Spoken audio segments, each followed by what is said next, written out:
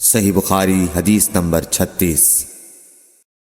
رسول اللہ صلی اللہ علیہ وسلم نے فرمایا، جو شخص اللہ کی راہ میں جہاد کے لیے نکلا، اللہ اس کا ضامن ہو گیا۔ اللہ تعالیٰ فرماتا ہے، اس کو میری ذات پر یقین اور میرے پیغمبروں کی تصدیق نے اس سرفروشی کے لیے گھر سے نکالا ہے۔ میں اس بات کا ضامن ہوں کہ یا تو اس کو واپس کر دوں ثواب اور مال غنیمت کے ساتھ، یا شہید ہونے کے بعد جنت میں داخل کر دوں۔ رسول اللہ صلی اللہ علیہ وسلم نے فرمایا، اور اگر میں اپنی امت پر اس کام کو دشوار نہ سمجھتا تو لشکر کا ساتھ نہ چھوڑتا، اور میری خواہش ہے کہ اللہ کی راہ میں مارا جاؤں، پھر زندہ کیا جاؤں، پھر مارا جاؤں، پھر زندہ کیا جاؤں، پھر مارا جاؤں۔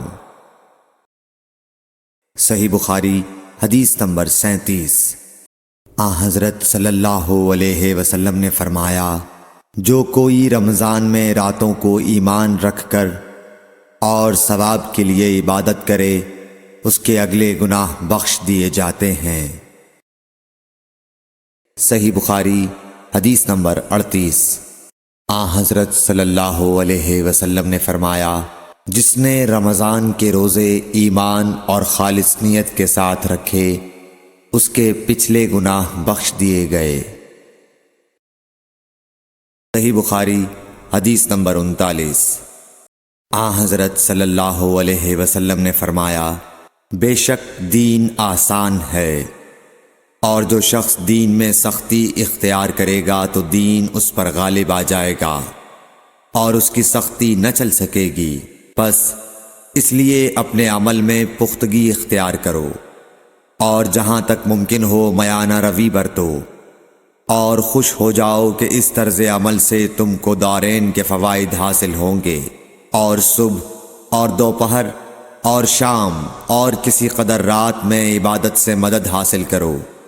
نماز 5 وقتہ بھی مراد ہو سکتی ہے کہ پابندی سے ادا کرو۔ صحیح بخاری حدیث نمبر 40۔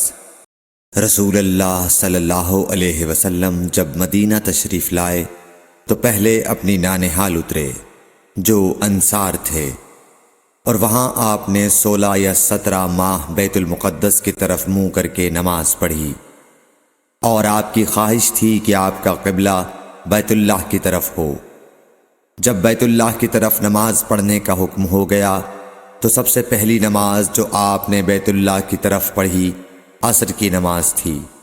وہاں آپ صلی اللہ علیہ وسلم کے ساتھ لوگوں نے بھی نماز پڑھی۔ پھر آپ کے ساتھ نماز پڑھنے والوں سے ایک آدمی نکلا اور اس کا مسجد بنی حارثہ کی طرف گزر ہوا تو وہ لوگ رکوع میں تھے۔ وہ بولا کہ میں اللہ کی گواہی دیتا ہوں کہ میں نے رسول اللہ صلی اللہ علیہ وسلم کے ساتھ مکے کی طرف منہ کر کے نماز پڑھی ہے۔ یہ سن کر وہ لوگ اسی حال میں بیت اللہ کی طرف گھوم گئے، اور جب رسول اللہ صلی اللہ علیہ وسلم بیت المقدس کی طرف منہ کر کے نماز پڑھا کرتے تھے، یہودی اور عیسائی خوش ہوتے تھے، مگر جب آپ نے بیت اللہ کی طرف منہ پھیر لیا تو انہیں یہ امر ناگوار ہوا۔